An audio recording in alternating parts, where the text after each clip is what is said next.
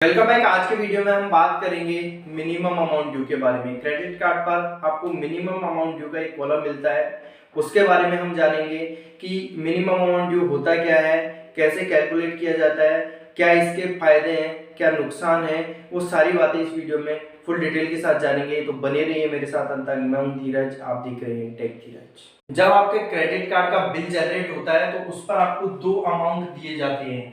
एक तो total amount due, ठीक है, जो कि आपका एग्जांपल के लिए मैं 10,000 मान लेता हूं, और मिनिमम अमाउंट ड्यू जो कि आपके टोटल अमाउंट का 5% या 10% होता है। कुछ बैंक 5% आपको टोटल मिनिमम अमाउंट ड्यू देती है टोटल अमाउंट का, और कुछ बैंक 10% के बराबर देती है मिनिमम अमाउंट ड्यू, ठीक है।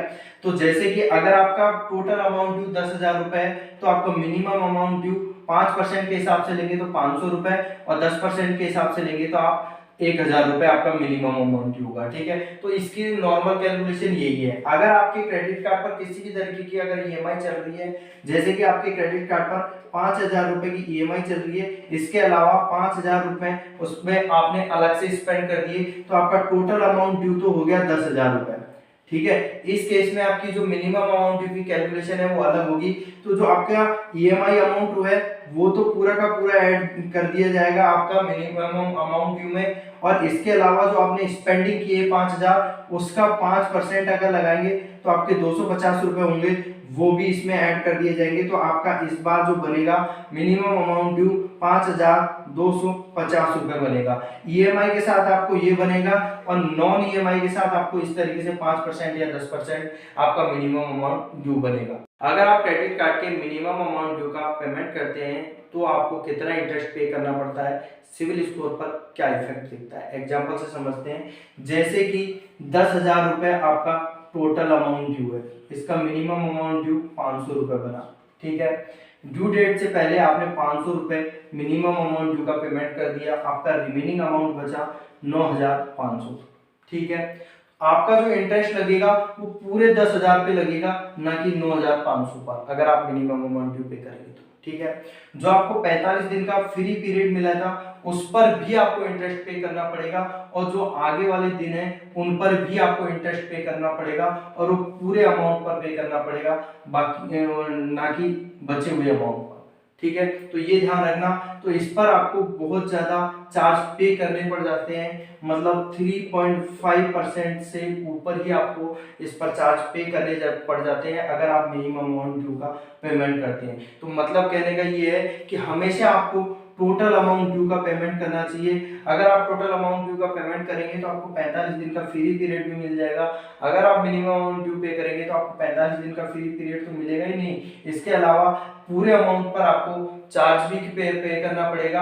आपको ये जो अमाउंट पे करा है ये भी आपका उसमें से माइनस नहीं होता है, ये एज ए इंटरेस्ट आता है, ठीक है। और बात करूं अगर सिविल स्कोर पर, तो इसका क्या इफेक्ट पड़ेगा। अगर आप क्रेडिट कार्ड की टोटल लिमिट का 30% से ज्यादा अगर आप यूटिलाइज कर लेते हैं तो आपका सिविल स्कोर डाउन जाता है। तो ध्यान रखना, जैसे ही आप अगर क्रेडिट कार्ड का मिनिमम अमाउंट ड्यू पे करेंगे तो आपका क्रेडिट कार्ड पर यूटिलाइजेशन बढ़ेगा, क्योंकि उस पर जैसे जैसे इंटरेस्ट लगेगा वैसे वैसे आपकी क्रेडिट लिमिट कम होती जाएगी, और क्रेडिट लिमिट कम होगी तो आपका जो क्रेडिट यूटिलाइजेशन है वो बढ़ेगा, और क्रेडिट यूटिलाइजेशन अगर आपका बढ़ेगा तो आपका जो सिविल स्कोर है उस पर भी इफेक्ट पड़ना स्टार्ट होगा धीरे धीरे। अगर आप मिनिमम अमाउंट ड्यू का पेमेंट नहीं करते हैं तो आपको क्या प्रभाव पड़ेगा। मिनिमम अमाउंट ड्यू का पेमेंट नहीं करते हैं तो आपको जो लेट पेमेंट फीस है वो आप पर चार्ज की जाएगी। इसके अलावा आपका जो रिमेनिंग अमाउंट है उस पर इंटरेस्ट पे करना पड़ेगा। आपका सिविल स्कोर है बिल्कुल डाउन कर दिया जाएगा। अगर आपका पेमेंट 30 दिन से ऊपर जाता है तो आपका क्रेडिट कार्ड भी फ्रीज किया जा सकता है। अगर आप क्रेडिट कार्ड के मिनिमम अमाउंट ड्यू का पेमेंट करते हैं तो क्या प्रॉफिट है क्या लॉस है। प्रॉफिट की हम बात करते हैं सबसे पहले। अगर आप मिनिमम अमाउंट ड्यू का पेमेंट करते हैं तो आप लेट पेमेंट जो फीस है उससे बच जाएंगे। इसके अलावा आप अगर क्रेडिट कार्ड की ईएमआई करवाते हैं उससे भी बच जाएंगे। जैसे कि कुछ टाइम बाद आपका टोटल अमाउंट का एडजस्टमेंट हो जाता है और उसका पेमेंट कर देते हैं तो आपको कुछ टाइम का ही इंटरेस्ट पे करना पड़ेगा, ये आपको प्रॉफिट है। कार्ड आपका एक्टिवेट रहेगा इस पर आपका मिनिमम अमाउंट ड्यू पे करने से, और आपको ईएमआई से बच जाएंगे, और आपका सिविल स्कोर भी आपका अच्छा रहेगा। ये सारे प्रॉफिट हैं। अगर मैं लॉस की बात करूं तो आपको 3.5% का आपको इंटरेस्ट पे करना पड़ेगा। इसके अलावा सिविल स्कोर आपका धीरे धीरे डाउन जाने लग जाएगा। जैसे ही क्रेडिट यूटिलाइजेशन बढ़ेगा आपका सिविल स्कोर डाउन होने लग जाएगा। इसके अलावा इस क्रेडिट कार्ड पर जैसे ही आप मिनिमम अमाउंट ड्यू पे करते हैं, उसके बाद अगर आप इस क्रेडिट कार्ड के ड्यू डेट के बाद कुछ भी अमाउंट यूटिलाइज करेंगे तो उस पर भी आपको उसी दिन से इंटरेस्ट मिलना लगना स्टार्ट हो जाएगा। उस पर आपको 45 दिन का फ्री पीरियड नहीं मिलेगा।